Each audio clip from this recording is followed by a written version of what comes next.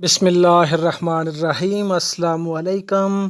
صدقہ جاریہ for parents, صدقہ جاریہ پارٹ 3۔ ایک عالم فرماتے ہیں کہ ایک شخص نے خواب میں دیکھا کہ ایک قبرستان کی سب قبریں ایک دم شک ہو گئیں اور مردے ان میں سے باہر نکل کر زمین پر جلدی جلدی کوئی چیز چن رہے ہیں، لیکن ایک شخص فارغ بیٹھا ہے، وہ کچھ نہیں چنتا۔ میں نے اس کے پاس جا کر سلام کیا اور اس سے پوچھا کہ یہ لوگ کیا چن رہے ہیں۔ اس شخص نے کہا کہ جو لوگ کچھ صدقہ، دعا، درود وغیرہ کر کے اس قبرستان والوں کو بھیجتے ہیں، اس کی برکات سمیٹ رہے ہیں۔ میں نے کہا تم کیوں نہیں چنتے؟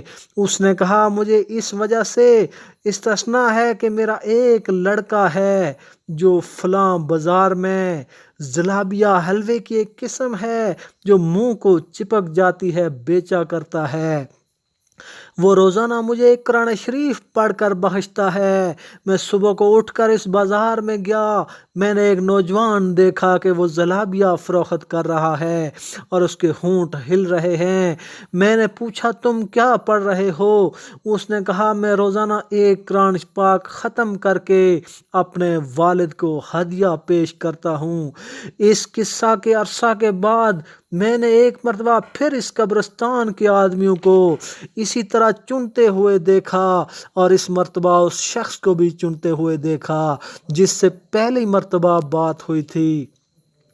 پھر میری آنکھ کھل گئی، مجھے اس پر تعجب تھا۔ صبح اٹھ کر پھر میں اسی بازار میں گیا۔ تحقیق سے معلوم ہوا کہ اس لڑکے کا انتقال ہو گیا ہے۔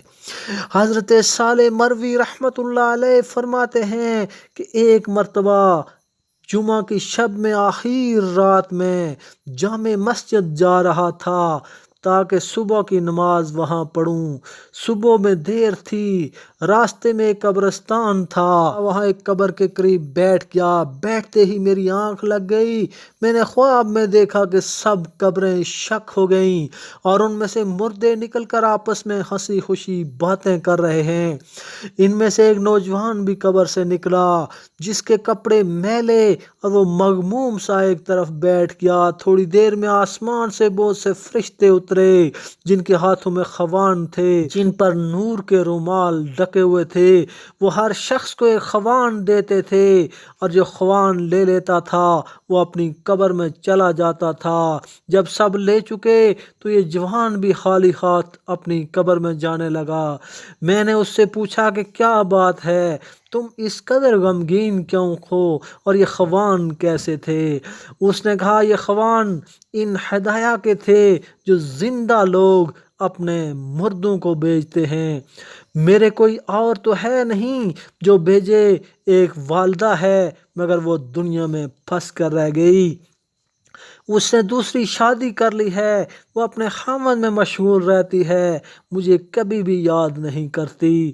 میں نے اس سے اس کی والدہ کا پتہ پوچھا اور صبح کو اس پتے پر جا کر اس کی والدہ کو پردے کے پیچھے بلایا اور اس سے اس کے لڑکے کے بارے میں پوچھا اور یہ خواب سنایا۔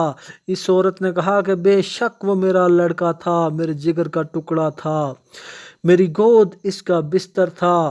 اس کے بعد اس عورت نے مجھے 1000 درہم دیے کہ میرے لڑکے اور میری آنکھوں کی ٹھنڈک کے لیے اس کو صدقہ کر دینا اور میں آئندہ ہمیشہ اس کو دعا اور صدقے سے یاد رکھوں گی، کبھی نہ بھولوں گی۔ حضرت صالح رحمۃ اللہ علیہ فرماتے ہیں کہ میں نے پھر خواب میں اسی مجمع کو دیکھا اور اس نوجوان کو بھی بڑی اچھی پوشاک میں بہت خوش دیکھا۔ وہ میری طرف دوڑا ہوا آیا اور کہنے لگا کہ صالح، حق تعالی شانہ نے تمہیں، اللہ پاک تمہیں جزائے خیر عطا فرمائے، تمہارا ہدیہ میرے پاس پہنچ گیا ہے۔ اس قسم کے ہزاروں واقعات کتب میں موجود ہیں۔ پس اگر کوئی شخص یہ چاہتا ہے کہ میری اولاد میرے مرنے کے بعد بھی میرے کام آئے تو اپنے مقدور کے موافق اس کو نیک اور صالح بنانے کی کوشش کرنا چاہیے۔ کہ یہ حقیقت میں اولاد کے لیے بھی خیر خواہی ہے اور اپنے لیے بھی کارآمد ہے۔ اللہ جل شانہ کا ارشاد ہے کہ اے ایمان والو، اپنے آپ کو اور اپنے اہل عیال کو جہنم کی آگ سے بچاؤ۔ زید بن اسلم رضی اللہ تعالیٰ عنہ فرماتے ہیں کہ حضور اقدس صلی اللہ علیہ وآلہ وسلم نے یہ آیت شریفہ تلاوت فرمائی تو صحابہ نے عرض کیا یا رسول اللہ، اپنے صحابہ کو کس طرح آگ سے بچائیں؟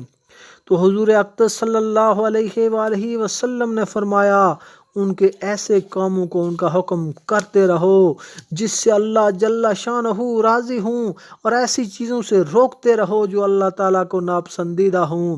حضرت علی کرم اللہ وجہہ سے اس آیت شریفہ کی تفسیر میں نقل کیا گیا ہے کہ اپنے آپ کو اور اپنے اہل کو خیر کی باتوں کی تعلیم اور تنبیہ کرتے رہو۔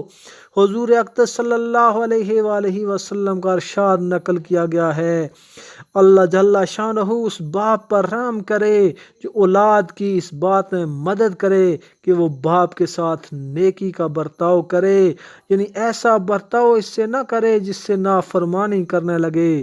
اولاد کو نیک بنانا بھی اس میں داخل ہے۔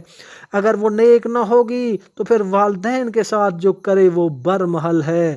ایک حدیث میں ہے کہ بچے کا 7ویں دن عقیقہ کیا جائے، اس کا نام رکھا جائے، اور جب 6 برس کا ہو تو اس کو آداب سکھائے جائیں، اور جب 9 برس کا ہو جائے تو اس کا بستر علیحدہ کر دیا جائے۔